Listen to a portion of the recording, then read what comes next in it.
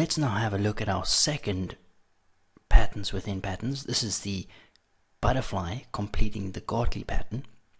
Once again, we've identified our key level of higher time frame support from a daily or 4-hour chart. Price drives down into our key level of support, and we can see the bids come into the market, driving price aggressively off our level. We can now label this X to A. Once we start to see a retracement, and here again we're looking for a specific retracement of a 62% Fibonacci retracement from the XA swing, we can then start to think about possible Gartley patterns.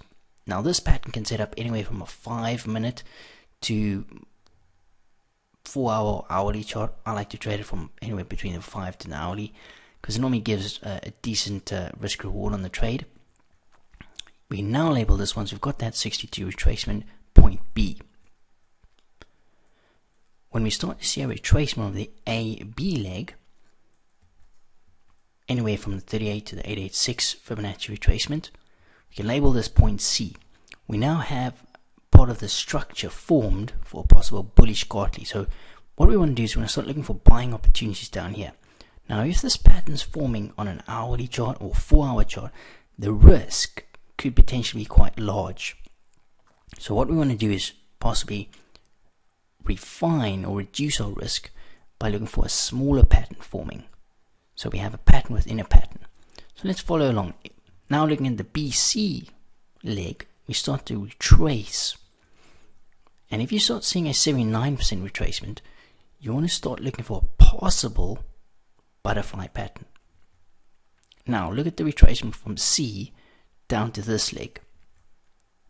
Anywhere from the 38 to the 886 Fibonacci retracement.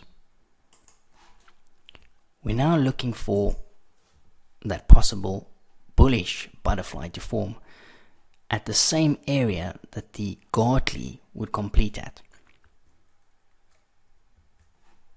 We can label this X, A, B, and C. So you can see we have that structure. The overall structure looks like a bullish Gartley, but inside the BC swing we have the possibility of a bullish butterfly setting out. And with this setup we can reduce our risk. So as we went over the bullish butterfly pattern where we traded at a 127 extension with a 1618 as a stop out area, we can possibly look to reduce our risk. So if we traded a large Gartley on the hourly or 4-hour chart here, the stop would need to go below point X. But if we can try and get in on the bullish butterfly forming here between point B and C, we could possibly reduce the risk, and instead of having a stop below point X, we could have maybe on the larger pattern run sort of the 886 Fibonacci retracement of the XA swing. Now we're looking for price to drive lower, and having a look at this butterfly pattern, you're looking for the Fibonacci projections or extensions 1618 and the 127 extension to line up with the XA swing, which would be the 786, and that would set up the buy opportunity right here at point D. So we've got point D of the larger Gartley and point D of the bullish butterfly all coming in at the same area. So we can get that extra added confirmation that that area is a high probability buying opportunity. And remember, we're looking at that key high time frames of support from the daily or 4-hour chart. So here, if we label it, we've got the small bullish butterfly, X, A, B, C, completion point at D, inside the larger bullish Gartley. And we're looking for a nice drive to the upside.